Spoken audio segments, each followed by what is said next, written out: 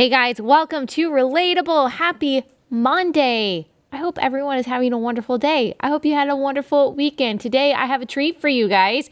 I am talking to NBA player Jonathan Isaac. He plays for the Orlando Magic. He is an outspoken Christian, and the reason you might know his name is because he has gone viral twice over the past year plus. The first time he went viral was because of his response at a press conference about why he was the only player on his team to stand up during the national anthem, and he was the only player not to wear a Black Lives Matter shirt. So before I go into why I'm talking to him today, the second time he went viral over the past year, I want to play you a little clip of him talking about why he stood for the anthem last year. I think when you look around, racism isn't the only thing that plagues our society, that plagues our nation, that plagues our world.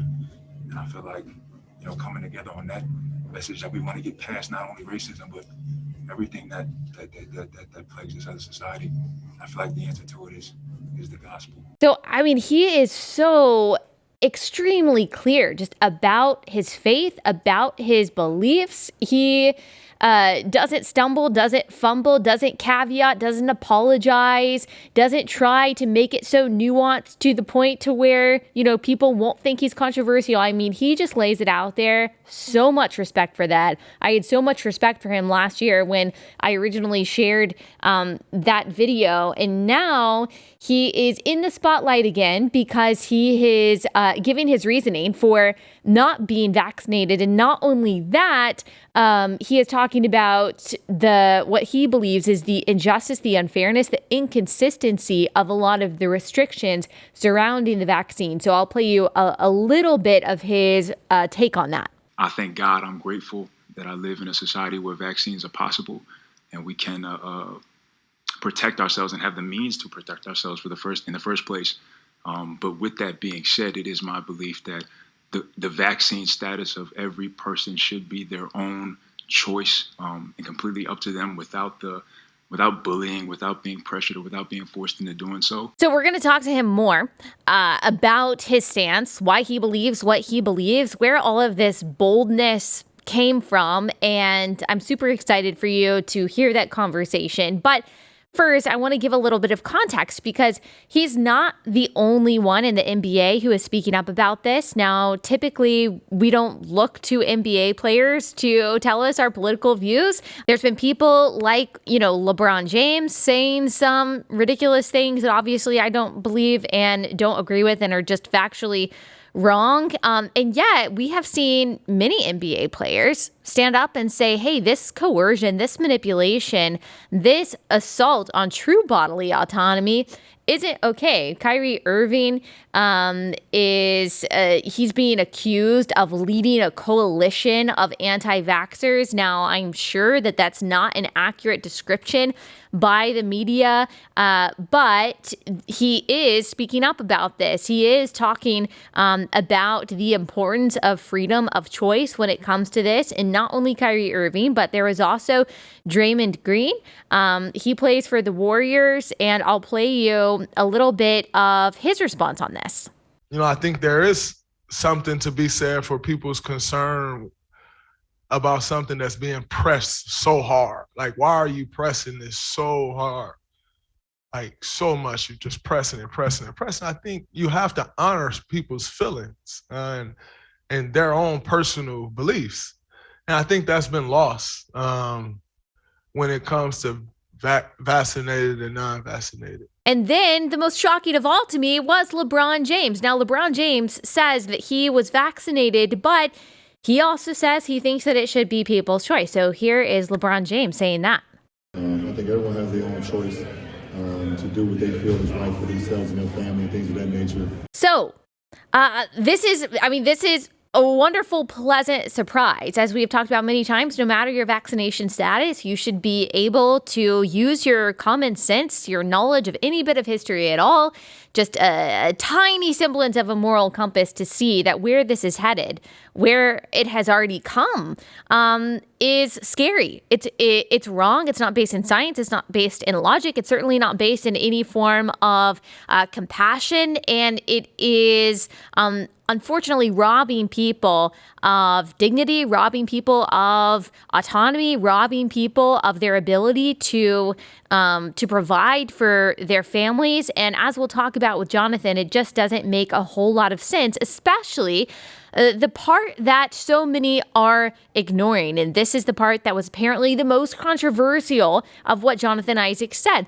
Natural immunity. So there is this crazy trope out there that the media is trotting out that there's no such thing as natural immunity, which is just plain false. I mean, we've talked about the giant preprint study coming out of Israel. That's not the only study, but that's one of the most recent studies saying that natural immunity is stronger and longer lasting than immunity from the vaccine, especially if you have not been infected with COVID. Now, the study also said that, hey, you might be able to get an extra boost if you've been infected and you get one dose of the vaccine. But if you have never been infected and you've just gotten your 2 Pfizer shots or whatever, versus being unvaccinated and having been infected, you don't have as strong of immunity as that person who has been infected. Jonathan Isaac brought this up, and Joy Reid, I had to mute Joy Reid on Twitter. It was just my way of trying to maintain my sanity. But I happened to see a screenshot of her tweet, and she quote tweeted Will Cain from Fox News, who tweeted out Jonathan Isaac's explanation. And she said, oh, so stick to sports doesn't apply when it's stuff y'all agree with. Got it. Also, natural immunity is not a thing. It's not a thing. Talk about a science denier. I mean, this is the same Joy Reid who, by the way, tweeted a year ago that how could we possibly trust a vaccine that was approved by the FDA? I mean, she was the true anti-vax science denier a year ago, saying that we shouldn't trust a vaccine that is developed by Donald Trump or something like that. I mean, this is why I had to mute her, because she is blue anon. I mean, she is a conspiracy theorist, truly. And so her latest conspiracy theory is that there's no such thing as natural immunity, when we know that there is, and we know that it is very strong. In fact, our Secretary for Health and Human Services, Xavier Becerra, who was just demolished by Rand Paul the other day. You need to go search that online. If you have not seen Rand Paul, we don't have time to play it right now. Rand Paul just completely eviscerate Xavier Becerra, our HHS secretary. You need to go see that, because our Health and Human Services secretary is not a health expert. He's not a scientist. He doesn't have any degree in science. He is not a doctor. He has never met with a patient. Why? Because he's a lawyer. And he was attorney general at one point of California. Like, he doesn't have any experience in this realm. And of course, Rand Paul called him out in that on that in a hearing in the Senate, because Xavier Becerra said in a speech last Tuesday on an online forum hosted by the Foundation for a Healthy Kentucky that, my friends, the earth really is round, because some flat earthers, especially those in places of influence, choose to peddle fiction. We're losing more loved ones today than we were a few months ago.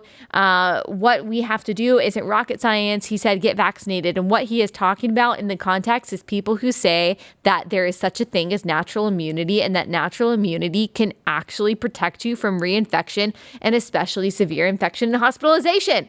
That is the HHS secretary.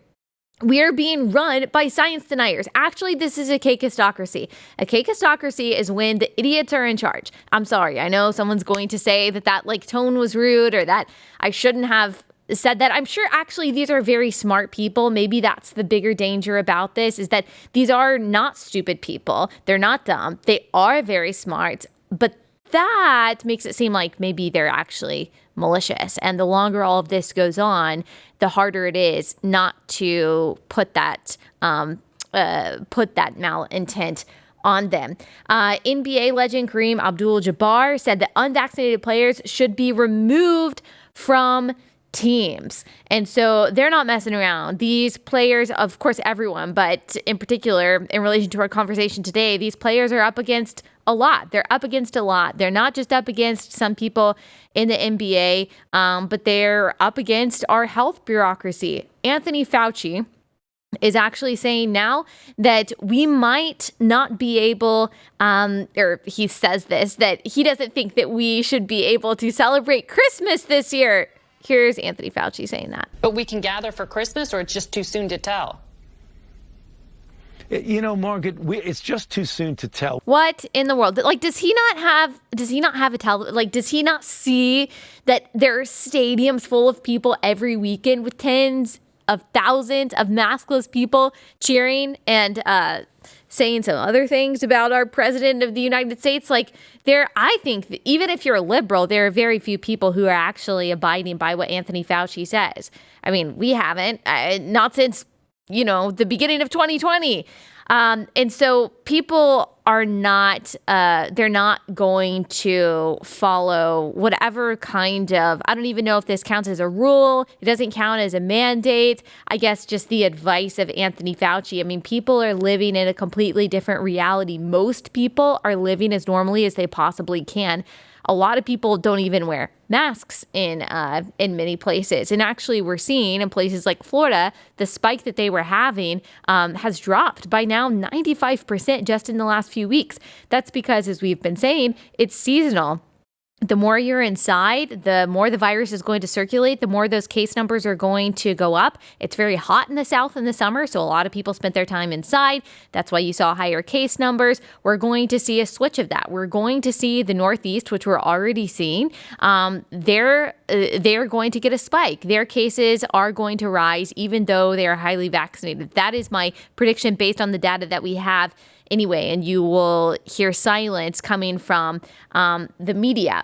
Nevertheless, Dr. Fauci is saying that we might need to rethink this whole personal liberty thing. Here he is saying that. You have got to look at it and say there comes a time when you do have to give up what you consider your individual right of making your own decision for the greater good of society. Which is funny because last year he said this. If someone refuses the vaccine in the general public, then there's nothing you can do about that. You cannot force someone to take a vaccine. So we wonder why there's distrust. Like, we wonder why there's hesitancy. People are constantly accusing the right of politicizing this when it has been political since Democrats figured out that they could use it as a tool to try to defeat Donald Trump. It's been political since we heard the Democrats in February of 2020 call Trump a xenophobe for saying that, hey, maybe we should restrict travel from China. It has been political since then,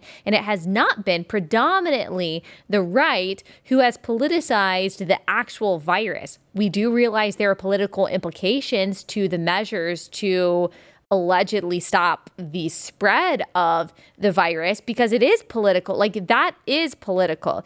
And we do want to follow the science. That's all most people have been asking for a very long time. But unfortunately, we have flip-flop Fauci and we have the public health bureaucrats who are changing their mind, not based on science, but based on the teachers' unions, based on political opinion, based on some desire for control that I just can't relate to it. All right. I just wanted to give some context of what we're talking about. Jonathan is mostly going to talk to us about his faith and how we can be bold in standing up for the things that we believe in. And he's going to give us a lot of encouragement, but he's also going to talk a little bit more about why he stands where he stands on this particular vaccine and the mandates that have come down the pipeline. Before we get into that conversation, I do want to tell you guys about our first sponsor for the day, and that is Patriot Mobile. So Patriot Mobile is America's only Christian conservative wireless provider. You guys might be tired of giving your money to these companies who then turn around and they give it to politicians and causes that you don't believe in and that are actively fighting against your values and your rights, all the things that you hold dear. And it's more important than ever that we are supporting companies that actually support us and our values. And Patriot Mobile does that. They offer broad nationwide coverage. In fact, they use the same towers as all the major carriers. Patriot Mobile has plans to fit any budget, and their 100% U.S.-based customer support team provides exceptional customer support. More importantly, Patriot Mobile shares your values and supports organizations fighting for religious freedom, constitutional rights, and sanctity of life. They also support veteran and first responder heroes. There are discounts for those groups, but there's also, a nice deal for you, listeners of Relatable. You can go to patriotmobile.com/Allie or call 972-PATRIOT, and you will get a free activation with that offer code, with the offer code Allie. They always have those special discounts for veterans and first responders and for multi-line accounts. Support a company that loves America and shares your values. Go to patriotmobile.com/Allie, patriotmobile.com/Allie.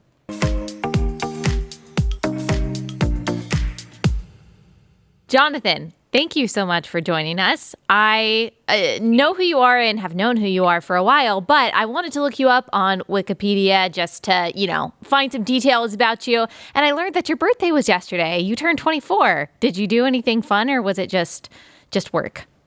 It was just chill. I got married 2 weeks ago, so oh I'm my gosh! Congratulations! That is awesome. Thank you very much. But I had practice yesterday and all that, so I just wanted to come home and just relax. Oh, well, happy birthday. And thank you for taking the time to talk to us today. You are in the news. You've been in the news before. This time you're in the news because of your stance on the vaccine. But before we get into that, I just want to hear a little bit about you. Tell us your story, how you came to faith, how you came to be so bold in sharing your faith. Fill in those details for us. So I grew up Christian. My dad was super Christian. We were in church all the time. It felt like every day we had to memorize whole Psalms to recite them in church. Church really just became so traditional. And, I didn't understand the lifestyle of it or that God was something that was tangible. And my parents had split up when I was 10, and I ended up in Florida with my mom, with my 4 brothers and 1 sister. And basketball just started to take over my life. I started to play. It started to get me, what I was searching after, love and respect and notoriety. And all that started to come to me through basketball. I became the #1 player in the state of Florida. It just rolled on. I ended up being drafted to the NBA as the 6th pick to the Orlando Magic. And I had this picture in my mind, even through college and high school, of what a man was. And it was somebody obviously who had the money, who had his choice of women, who had the stuff. And then once I was able to attain those things, I quickly figured out that it wasn't all that they were chunked up to be. And I found myself a lot of the time just wrestling with who are you? You're either doing this or doing that to please the people around you, or to have yourself come off a certain way. I just wasn't happy. And then through some God-given what's the word I'm looking for? Intervention, where I ended up getting hurt my rookie year. And at the time I thought it was some terrible thing, but it turned out to be a blessing in disguise. I had went to a chapel one time, and the chaplain said, why do you call me Lord, Lord, and not do what I say? It's Luke 6:46. And I can remember just being man, that is me. Luke 6:46 is me. And I would think about it during the game. I would think about it before I went to bed. And I came to this conclusion where I was listen, I'm going to search this thing out, and either I'm going to commit myself to it because it's true, or I'm going to throw it away. So I dove into Christian apologetics, Frank Turek and Ravi Zacharias and all of these different people, John Lennox. I just dove into it, and it was trying to rationalize it that way, but it still wasn't really a heart thing. It became a mind thing. Okay, this makes sense and this makes sense, so I'll go there. And then one day I was stopped by a man on an elevator. And he said to me, he said, I know what's going to make you great. And I said, what? He said, you got to know Jesus. And I was man, I know Jesus. And I began to just see this man all the time. And we began to hang out. And he taught me the love of God, love, how love is not when you're good. That real love is when things aren't going right, real faith. Real faith isn't when everything is good. It's when things are bad. If you can believe then, or if you can love then, that's true love, and that's godly love.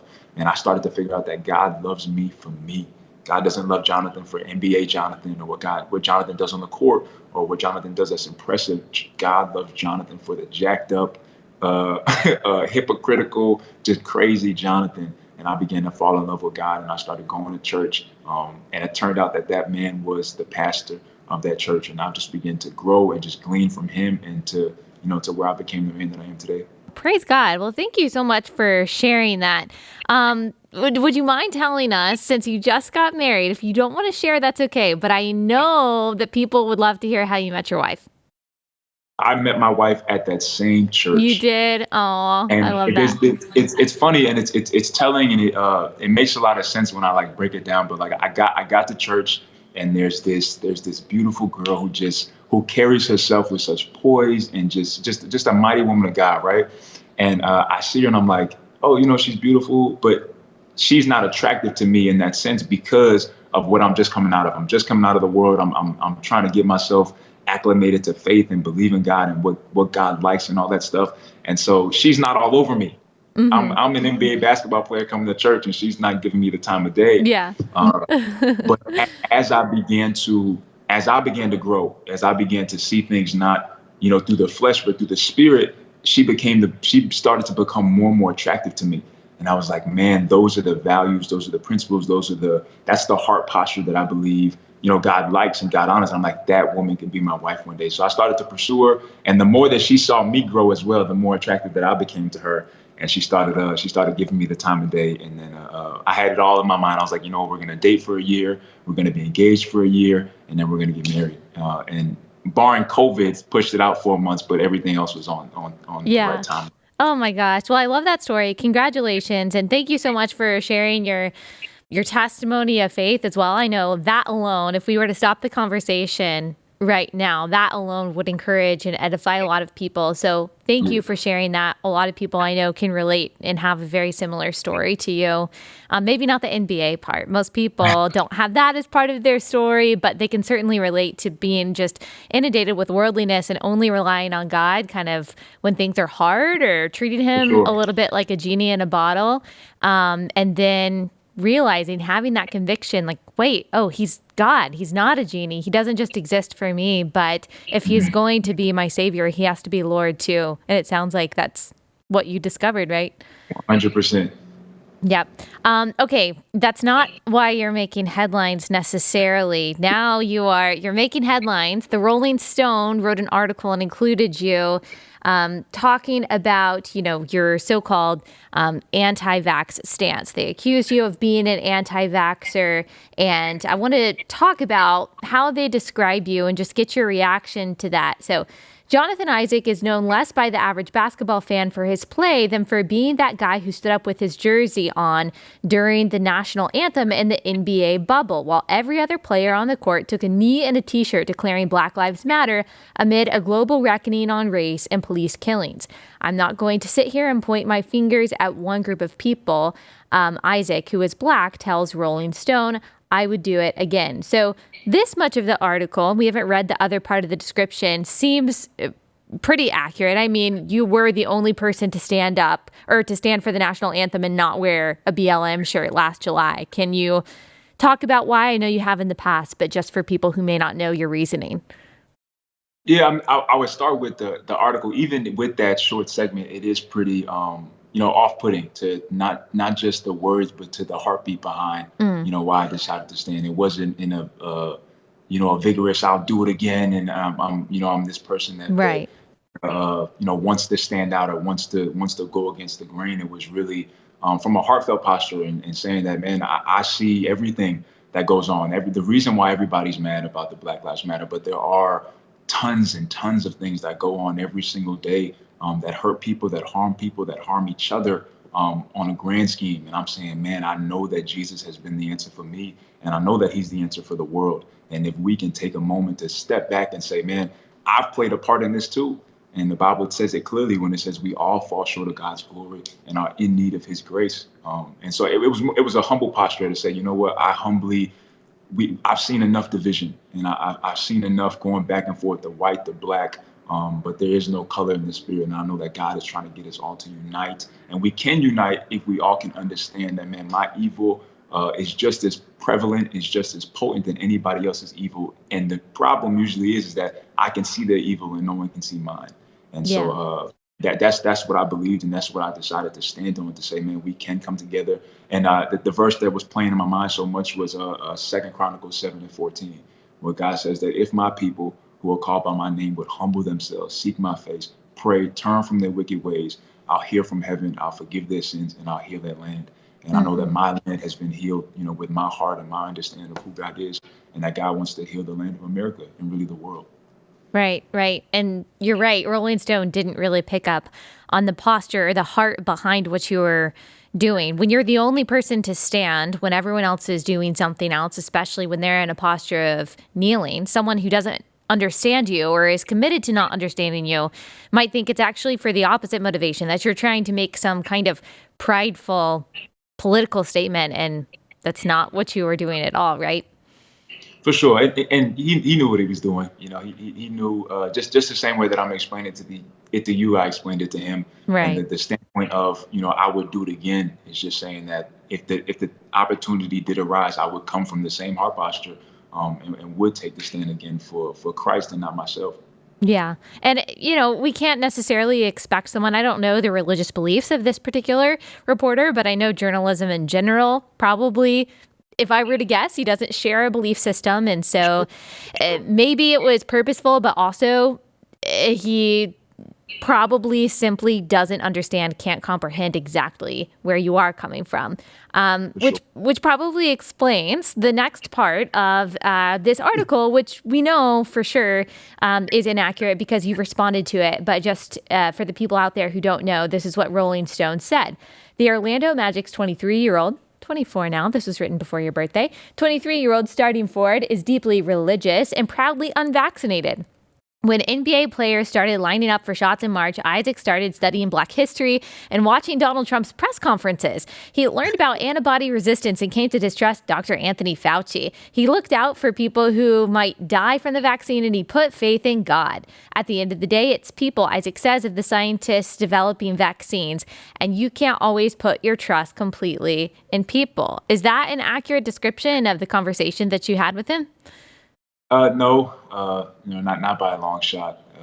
When it came to talking about Trump, and if we talked about Trump at all, it was talking about how at first, when the vaccine was first introduced, and obviously it was during the Trump administration, that everyone was so hard against it, that there's no way it could come out this fast, or it can't be right, or whatever. And then as soon as the other office took over, it's kind of been a complete reverse. And everybody needs to get it. This is a crisis, and things like that. Yeah. Yeah, and so where did he get that the reason for you not getting the vaccine was because of watching Donald Trump press conferences and studying Black history? I mean, did he just totally make that up, or was that part pretty of much your decision making? When I mentioned about how I said how when Trump first talked about, when the Trump administration was first in and they were talking about bringing the vaccine out, that everybody was against it and now they're for it. He took that as that went into making my decision. So it's pretty far fetched to get there. And so when I was reading the article myself, I was like, what in the world? And I was just glad that I was able to. I knew I had an opportunity coming to be able to share and just rationalize where I was coming from on the Monday press conference that was coming up. Yep. And we already played some of that. And of course, that's been making its rounds on Twitter and social media. And I know that's never your intention when you have these kinds of press conferences, but you do kind of tend to go viral. Have you always been someone who is able to communicate what you're thinking well? Because not everyone has that skill.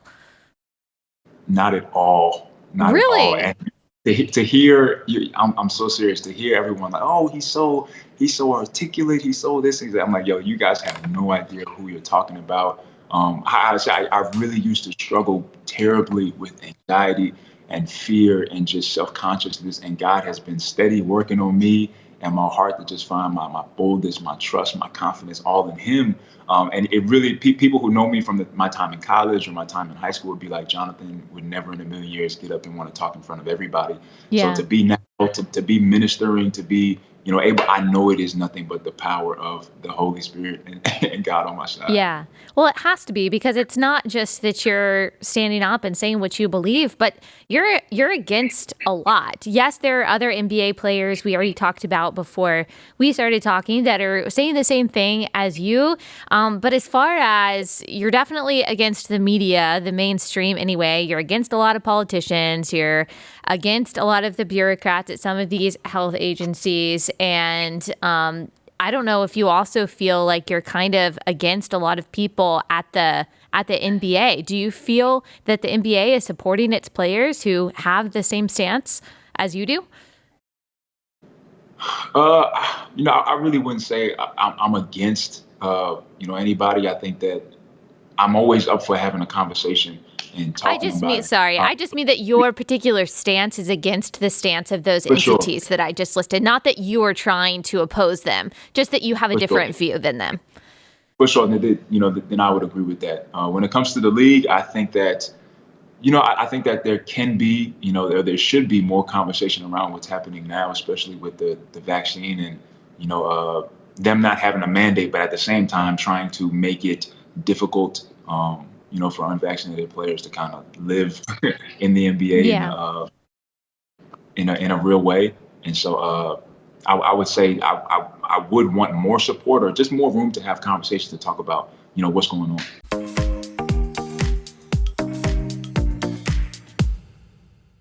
Okay, quick break from that awesome conversation to tell you guys about our second sponsor for the day, and that is Good Ranchers. Did you know that more than 80% of the grass-fed beef that is being sold in grocery stores is actually imported from overseas? If you want to support American farms and American farmers, if you want the convenience of all the meat that you need being shipped to your front door, individually wrapped, vacuum sealed on dry ice, then you need to try Good Ranchers. You can go to goodranchers.com/Allie. You can pick out the different cuts of meat that you want, and you can just try it out. And if you like it, then you should probably consider subscribing, because when you subscribe, you get that box of meat every month on your front porch, and you save 20% per box, which comes down to like $5 a meal. It's like nothing. So it's so convenient, and it is so affordable, and it's really high quality. You've got craft beef, you've got better than organic chicken. We love it. It makes our lives easier. So go to goodranchers.com/Allie. When you do,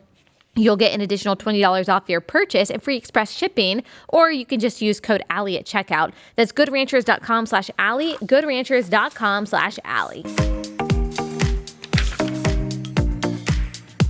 I think that's what a lot of people want. I mean, I'm sure you've seen a lot of the posts and the news articles about the nurses, about firefighters, about doctors who have been on the front lines for the past 18 months, police officers, servicemen and women who are basically asking the same thing that you are. They don't see themselves as against science or against any politician, but simply saying, hey, I'd like to be free to have a choice. And unfortunately, people, they just don't have that choice. And I'm thankful for people like you who are speaking up for them. But what would your encouragement be for people who maybe don't have the platform that you do, who want to be able to relay, though, the same message and be as bold as you are, but they're scared or they just don't know what to do? Do you have any encouragement for them?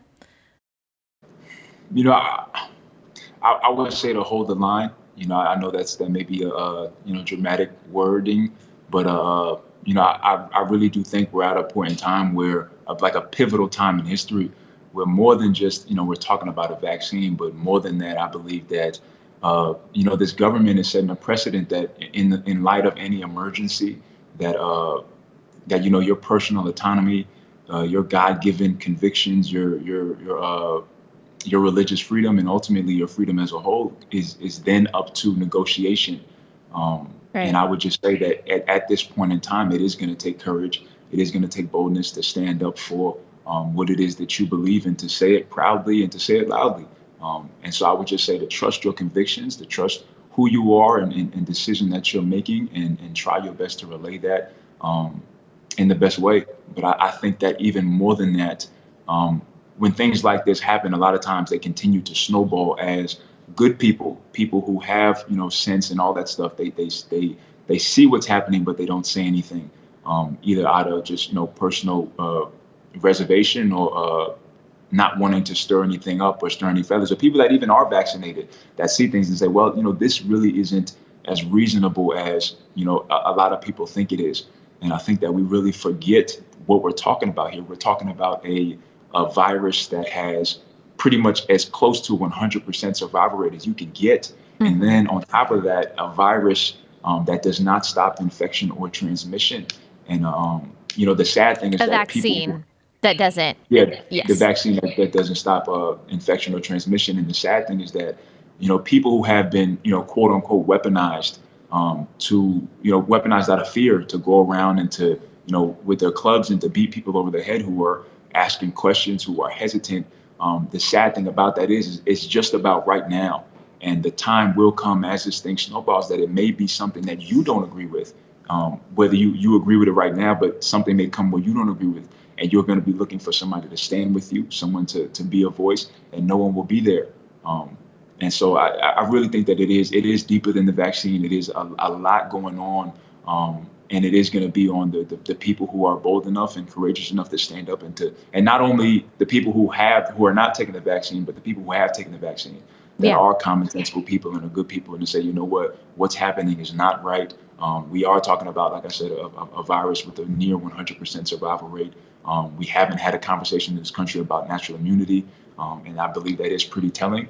And so, like I said, it's going to take people who are going to stand up and be bold, and platforms like yours will bring people on to speak.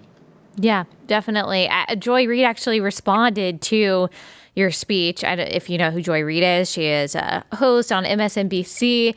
And she said a bunch of things, but one of the things that just struck me that she said is that there's no such thing as natural immunity. I mean, that's amazing to me. And maybe you don't know the answer to this, because I don't really know the answer to this either. So you don't have to speculate if you don't want to. But I do wonder what is behind the denial of the reality of natural immunity. You said that you've already had COVID. You've got those antibodies. We know from several studies that immunity to COVID, once you've been infected, can be very strong and very enduring, even more so than the vaccine.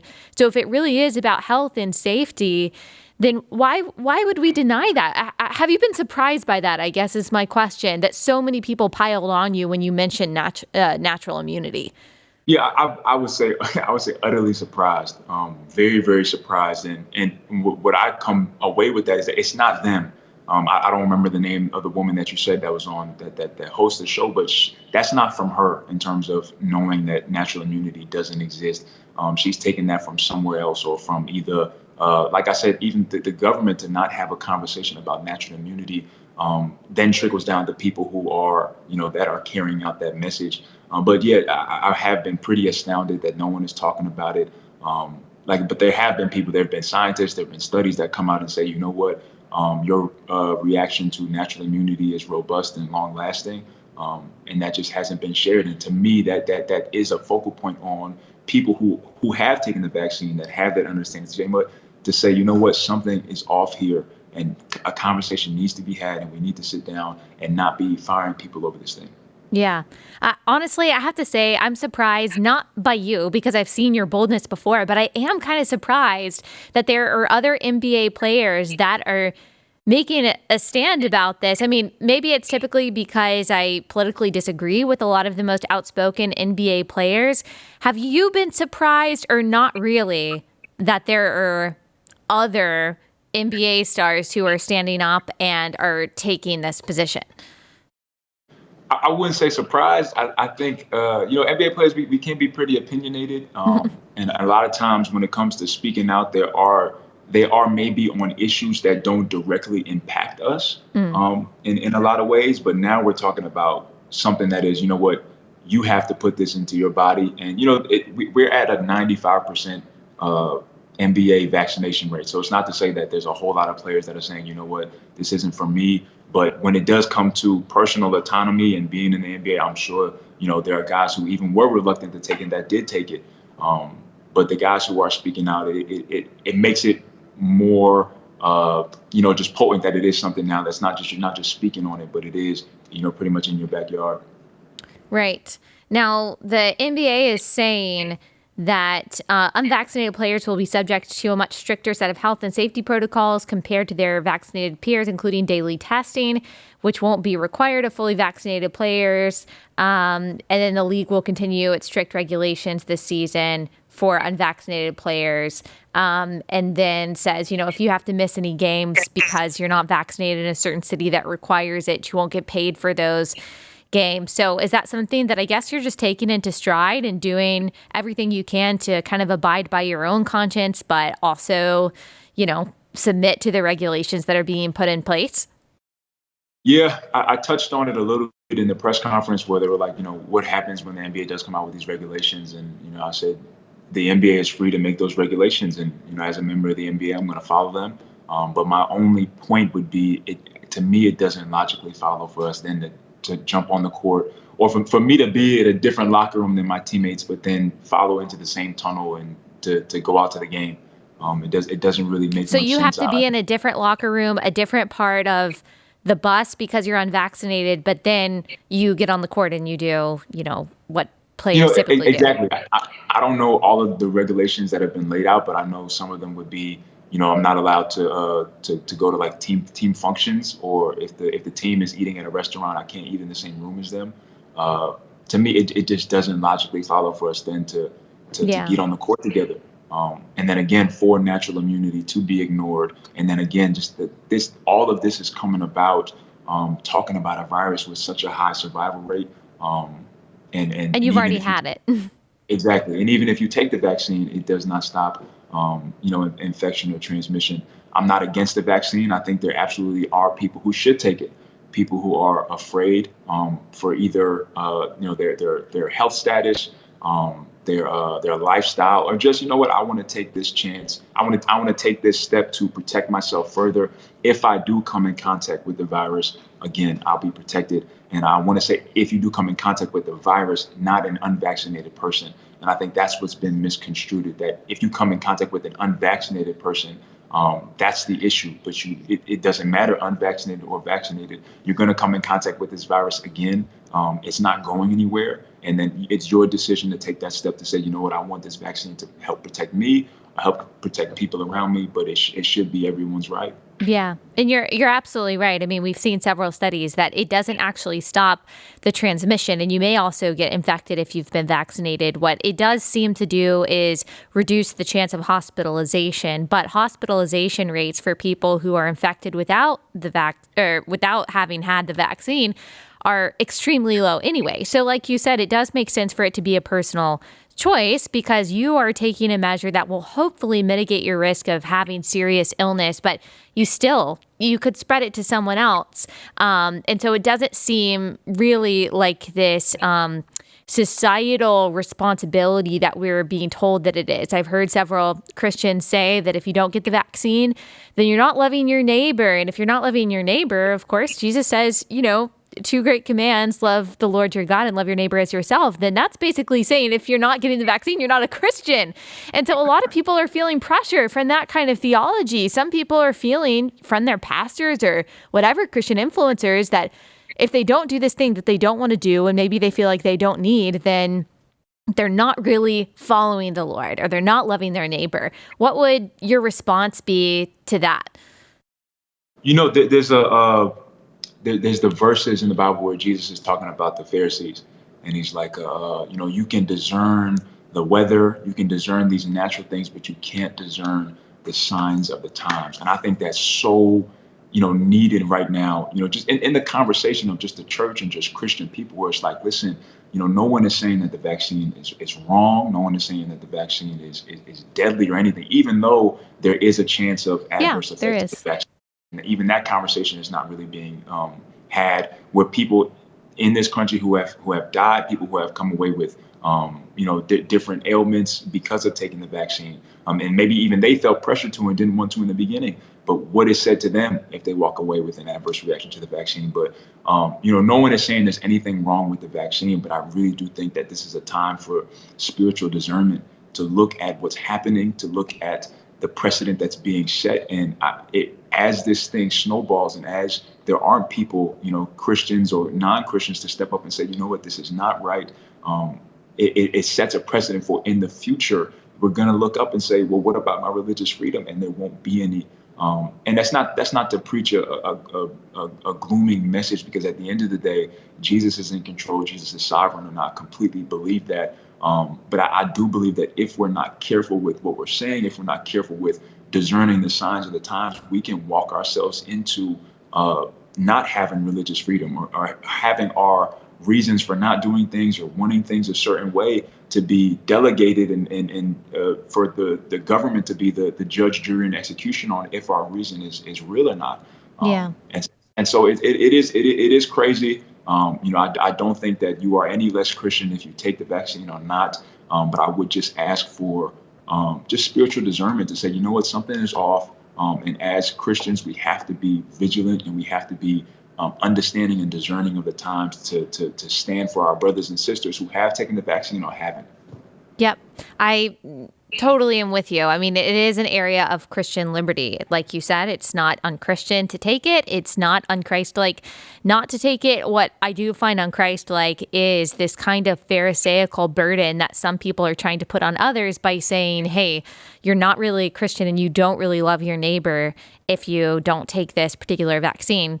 You mentioned the Pharisees. It reminds me of the Pharisees too. Those burdens that they placed on people to try to say you have to reach this standard in order to be holy, in order to be loving, when they themselves weren't even truly obeying God from faith. And it reminds me of that as well. And like you said, it doesn't matter vaccination status. You can be able to see what's going on and still hold the line and still push back against it, knowing that it's never wise to exchange a tiny possible promise of a semblance of temporary safety for all of your liberty. It is never worth that. Absolutely. You said it beautifully. You said it beautifully. That's great.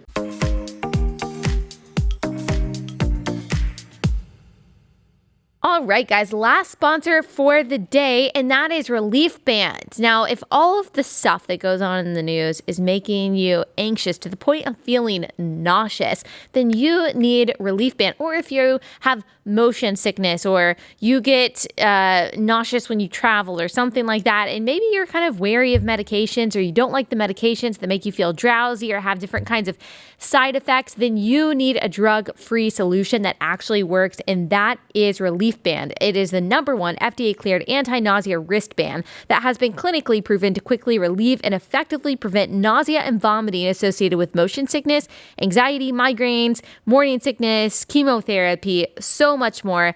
100% drug-free. It's non-drowsy. Provides all natural relief with zero side effects for as long as needed. My sister-in-law has had motion sickness her whole life, and she started using Relief Band several years ago, and she swears by it. She says it really does work, and it's life-changing. If you are someone who really struggles with chronic nausea or nausea when you have to travel or get in the car, things like that, that can really inhibit you from doing the things that you want to do. So why wouldn't you just solve the problem in a drug-free, easy, affordable way with Relief Band? I highly recommend it. It was developed over 20 years ago in hospitals to relieve nausea for patients, and now it's available to the masses. So it's a really awesome offer, and it's a great deal if you use my promo code for 20% off, and you get free shipping. Just go to reliefband.com. That's RELIEFBAND.com. Use promo code Allie for that 20% off plus free shipping. Reliefband.com, promo code Allie.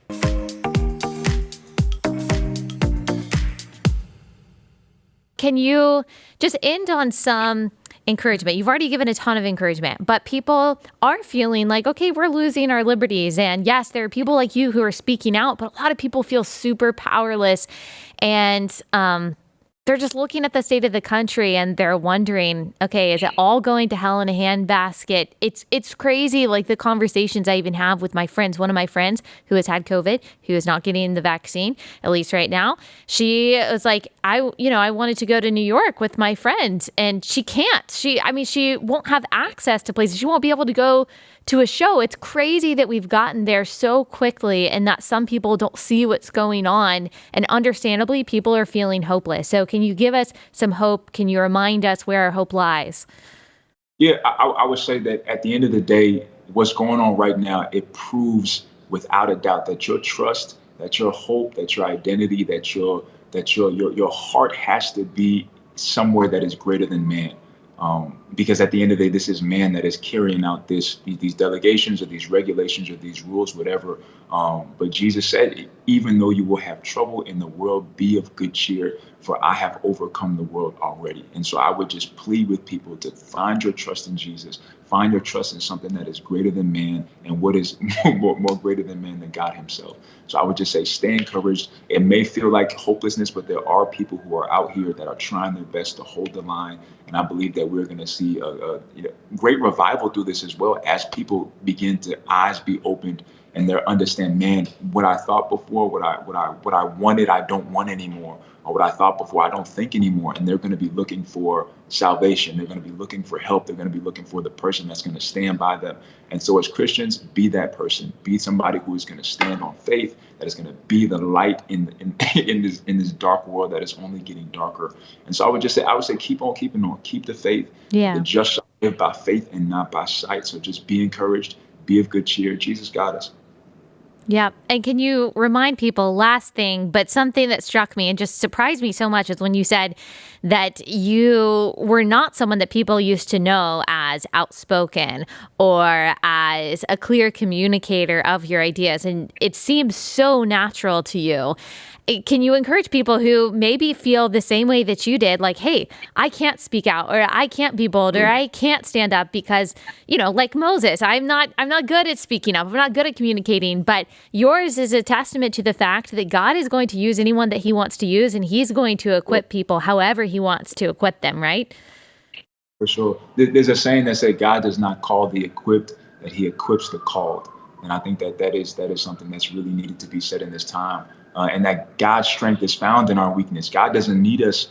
God didn't need Moses to be perfect. Moses just needed God to be God. And so in this time, and it even goes into, I know I mentioned to you through our messages that I'm finishing up a book right now. And the book is called Why Stand? Thank you for bringing that up. Yes. Talk a little bit more about that.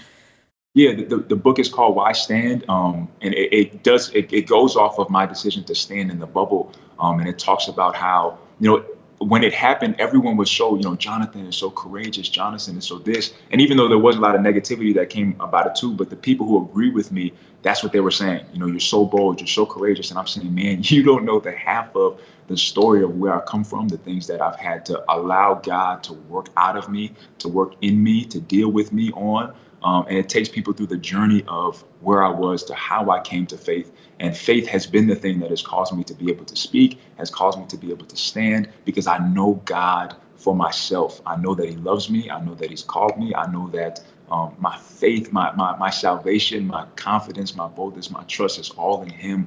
And he's the only one that I'm trying to please. And so with the book, it's going to be coming out. And what's crazy too is it now kind of pales off of this this instance as well, that in this time, we're going to have to stand on what we believe, whether you're a Christian or not. There will come a time, the Bible says, choose ye today whom you will serve. There will become a time where you have to stand on what it is that you believe, and you're going to have to know Jesus for yourself, or you will be swayed, or you will go, move like the ocean, move like the wind. So Why Stand is going to be coming out soon. I got a call with the vice president of Simon & Schuster today, later today, about picking the book up. So I'm excited about that. But, everything is great. I can't wait to get it out. And hopefully I can be back on, Allie, when it does come out. Definitely. Well, yes, please let us know the timeline for that so we can have you back on. What you just said does remind me of this passage from Ephesians. So we'll just end with this, because you talked about if you don't stand in Jesus, then you are going to be persuaded and you are going to, be tossed on the waves. And Ephesians 4 talks about that we are to grow into mature manhood to the measure of the stature of the fullness of Christ, so that we may no longer be children tossed to and fro by the waves and carried about by every wind of doctrine, by human cunning, by craftiness and deceitful schemes. Rather, speaking the truth in love, we are to grow up into every way into him who is the head, into Christ. That is something that you do very well, is speaking the truth in love. So thank you. Thank you so much for taking the time to talk to us. And thank you for holding the line in your own way. I really appreciate it. My pleasure. Again, Allie, keep doing all that you do, all the work Thank that you you. put on, the content that you put out. Thank you. Thanks again for having me.